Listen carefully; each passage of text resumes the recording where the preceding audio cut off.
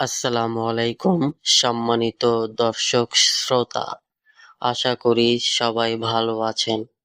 শুরু হয়ে গিয়েছে আমাদের আজকের ভূত পেত্নীর চতুর্থ এপিসোড। ভূত পেত্নীর চতুর্থ এপিসোডের আজকের গল্পের নাম হলো রাতের চিৎকার। গল্পটি পাঠিয়েছেন মাহমুদা মিনি। আমি আবারও বলছি, আজকের গল্পের নাম হলো রাতের চিৎকার। গল্পটি লিখে পাঠিয়েছেন মাহমুদা মিনি। আপনারাও যদি আপনাদের সাথে ঘটে যাওয়া ভয়ঙ্কর ভূতের গল্প আমাদেরকে পাঠাতে চান, তাহলে আমাদেরকে ইমেল করুন faisalminjo55@gmail.com এ। স্পেলিংটা হলো FAYSALMINJO55@gmail.com। আমি আবারও বলছি, FAYSALMINJO55@gmail.com। আমাদের আজকের গল্পের নাম হলো রাতের চিৎকার। আমি কথা না বাড়িয়ে আমি সরাসরি গল্পে চলে যাচ্ছি। গল্পটি যেভাবে লিখে পাঠিয়েছেন আমি সেভাবেই পড়ে শোনাচ্ছি। সন্ধ্যার আকাশটায় তাকাতেই দূর দিগন্তের সোনালি আভাটা চোখে পড়ল। নজরকাড়া মায়াবী সৌন্দর্যের সে আলো ভেদ করে ছুটে চলেছে আমার পথ ধরে। খণ্ড খণ্ড মেঘের টুকরো সোনালি আকাশটাকে ঢেকে দিচ্ছে, ক্রমেই মায়াজাল ভেদ করে অন্ধকারে তলিয়ে যাচ্ছে আমার চলার পথটুকু। হঠাৎ পশ্চিম আকাশে নজর পড়তেই দেখি মেঘের অন্ধকার চেপে ধরেছে চাঁদের টুটি। প্রাণপণ চেষ্টায় যখন চাঁদটুকু মেঘের অন্ধকারের সাথে পেরে ওঠেনি, তখন সত্যি সত্যি আধা ভৌতিক হয়ে উঠল চারিদিক। এরই মাঝে আমি পথ চলছি আমার গন্তব্যের উদ্দেশ্যে। শ্মশান ঘাটের এই রাস্তাটা বরাবরই লোকজন এড়িয়ে চলে কোনো এক অজানা কারণে। দুপাশের ঘন বাঁশঝাড়, আশেপাশে মানুষের কোনো বসবাস না থাকায় এই রাস্তাটা আসলেই কিছুটা ভৌতিক লাগে। লোক মুখে শুনেছি আমাবস্যার অন্ধকারে এই শ্মশান ঘাটে অস্তিত্বহীনদের মেলা বসে। ফিস ফিস আওয়াজ হয়, অট্টহাসির শব্দ শোনা যায়, কিন্তু কেউ কখনো কাউকে দেখেনি। সেদিন অস্তিত্বহীন শব্দটা শুনে আমি হাসি।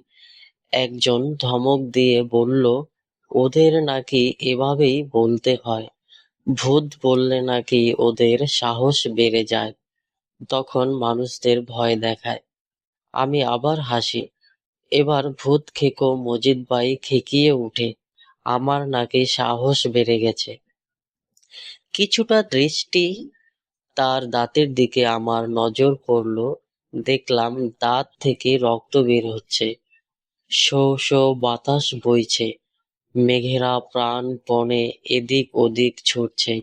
এরই মাঝে চাঁদটুকু কয়েক সেকেন্ডের জন্য দেখা যায়। আমি জোরে হাঁটা শুরু করলাম, যে করেই হোক বৃষ্টির আগেই শ্মশান ঘাটটা পার হতে হবে।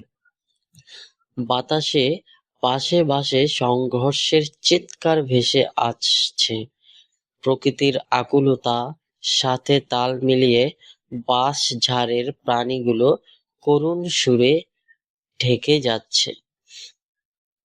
আমার সেদিক নজর দেওয়ার সময় কোথায়, আমি ছুটছি আমার গন্তব্যে। বাতাসের তীব্রতা বেড়েছে, সেই সাথে কিছুটা ঠান্ডাও লাগছে। বুঝতে পারলাম অল্প দূরে কোথাও হয়তো বৃষ্টি শুরু হয়ে গেছে। মনে মনে ভাবছি, যে করেই হোক বৃষ্টির আগেই শ্মশান ঘাটটা পার হতে হবে। আশেপাশে কোনো মানব বসতি বা বৃষ্টি থেকে রক্ষা পাওয়ার জন্য কোনো কিছু নেই, যদিও বা ঠিক শ্মশান ঘাট, তার উপরে একটা কালী মন্দির আছে, কিন্তু সেখানে একা একা দাঁড়ানো কি সম্ভব? ভাবছি আর দৌড়াচ্ছি। নাকে ধূপের গন্ধ আর পোড়া কয়লার গন্ধ ভেসে আসলো। বুঝতে পারছি শ্মশান ঘাটের খুব কাছে পৌঁছে গেছি। সামনে দিয়ে চোখ জ্বলজ্বল করে কিছু প্রাণী সরে গেল শ্মশান ঘাটটার দিকে। রাতের অন্ধকারে শেয়ালেরা নদীর পাড়ের এই নির্জন শ্মশান ঘাটটায় আসে কাঁকড়া ধরে খাওয়ার জন্য। শো শো একটা আওয়াজ আসছে। কিছু বুঝে ওঠার আগেই বৃষ্টি ভিজিয়ে দিল। দৌড়ে কালী মন্দিরটার বারান্দাতে উঠলাম। হাঁপাচ্ছি। লুঙ্গিটা কাঁচা মেরে কোমরের সাথে বেঁধে দাঁড়িয়ে আছি। ভয় কাটানোর জন্য কিছুটা অন্যমনস্ক ভাব তৈরি করার চেষ্টা করলাম। ছপাত ছপাত শব্দ শোনা যাচ্ছে। অন্ধকারে দূরের কিছুই দেখা যাচ্ছে না। রাস্তায় জমে যাওয়া বৃষ্টির পানির উপর দিয়ে কেউ দৌড়াচ্ছে, সেটা স্পষ্টতই বোঝা যাচ্ছে। আমি উপুর হয়ে মন্দিরের বারান্দাটায় বসে পড়লাম। কেউ একজন মন্দিরের দিকেই দৌড়ে আসতেছে। আমি মাথা নিচু করেই কুয়োর মতন শব্দ করলাম। লোকটা বারান্দার দিকে তাকিয়ে দাঁড়িয়ে পড়ল। ঘন ঘন নিঃশ্বাসের শব্দ এই বৃষ্টির মাঝেও শোনা যাচ্ছে। আমি বসে থেকেই প্রাণপণে চিৎকার দিয়ে বললাম, ক্যাডা? মনে হলো কণ্ঠ দিয়ে কোনো শব্দ বের হলো না, কিন্তু লোকটা উল্টো পথে আবারও দৌড় শুরু করলো। আমিও কি বুঝে লোকটার পিছনে দৌড়ানো শুরু করলাম জানি না, কিন্তু লোকটি সম্ভবত আমার দৌড়ানির শব্দ পেয়ে আরো জোরে দৌড় দেওয়া শুরু করলো। আমিও লোকটির পিছনে জোরে দৌড়াতে থাকলাম। কোনো কিছু বুঝে ওঠার আগেই দেখলাম ওই লোকটির সামনে দিয়ে আরেকজন দৌড়াচ্ছে। আমি তো অবাক। তা দেখে আমার সামনের লোকটি পাথরের মতো দাঁড়িয়ে গেল। আমিও দাঁড়িয়ে গেলাম। সবার সামনের লোকটিও দাঁড়িয়ে গেল এবং আমাদের দিকে আসা শুরু করলো। বৃষ্টির মাঝেও ক্রমাগত ঘামছি। ধীরে পায়ে পিছনের দিকে হাঁটতে থাকলাম, খুব সাবধানে, সন্তর্পণে।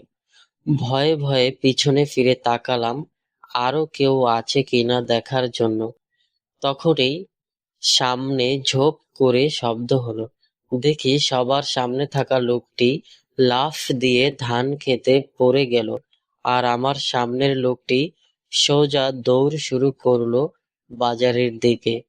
আমিও ওনার পিছনে পিছনে দৌড়াতে থাকলাম, আর পিছন থেকে ধান ক্ষেত থেকে শোনা যাচ্ছে কারো ভয়ানক আর্তনাদ।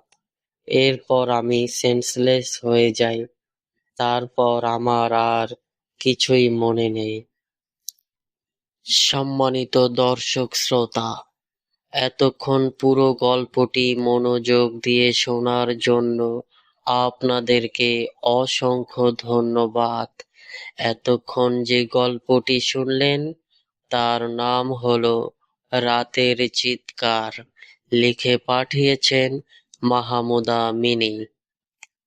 আমি আবারও বলছি, আজকের গল্পের নাম হলো রাতের চিৎকার। লিখে পাঠিয়েছেন মাহমুদা মিনি। আপনারাও যদি আমাদেরকে আপনাদের সাথে ঘটে যাওয়া ভয়ানক গল্প পাঠাতে চান, তাহলে আমাদেরকে ইমেল করুন এই ঠিকানায়: FAYSALMINJEU55@gmail.com। আমি আবারও বলছি, আপনারাও যদি আপনাদের ভয়ানক ঘটনা শেয়ার করতে চান, তাহলে আমাদেরকে ইমেল করুন ফয়সাল মিঞ্জু 55@gmail.com এ। স্পেলিংটি হলো FAYSALMINJU55@gmail.com। পরবর্তী সময়ে আরো ভয়ানক গল্প নিয়ে আমি আপনাদের মাঝে হাজির হব। সে পর্যন্ত সবাই ফয়সাল মিঞ্জু চ্যানেলের সাথেই থাকুন। ধন্যবাদ।